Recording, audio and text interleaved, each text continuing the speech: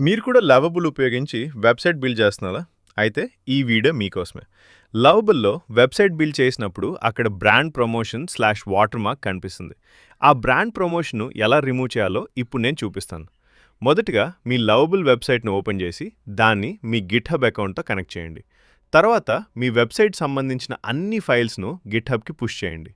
Next గిట్‌హబ్‌కి వెళ్లి మీరు push చేసిన ప్రాజెక్ట్‌ను జిప్ ఫైల్‌గా డౌన్‌లోడ్ చేసుకోండి. ఆ జిప్ ఫైల్‌ను ఎక్స్ట్రాక్ట్ చేయండి. ఇప్పుడు ఆ ప్రాజెక్ట్ ఫోల్డర్‌ను వీఎస్ కోడ్‌లో ఓపెన్ చేయండి. వీఎస్ కోడ్ ఓపెన్ చేసిన తర్వాత అక్కడ మనకు కోపైలట్ కనిపిస్తుంది. కోపైలట్‌లో నేనిచ్చే ప్రాంప్ట్‌ను కాపీ చేసి పేస్ట్ చేయండి. అప్పుడు అది మీ కోడ్‌లో ఉన్న లవబుల్ బ్రాండ్ ప్రమోషన్‌ను ఆటోమేటిక్‌గా రిమూవ్ చేసేస్తుంది. అదే మార్పు చేసిన తర్వాత మళ్ళీ ఆ కోడ్‌ను గిట్‌హబ్‌కి పుష్ చేయండి. అప్పుడు మీరు ఎలాంటి బ్రాండ్ ప్రమోషన్ లేకుండా మీ వెబ్సైట్‌కు కొత్త లింక్‌ను జనరేట్ చేస్తాం.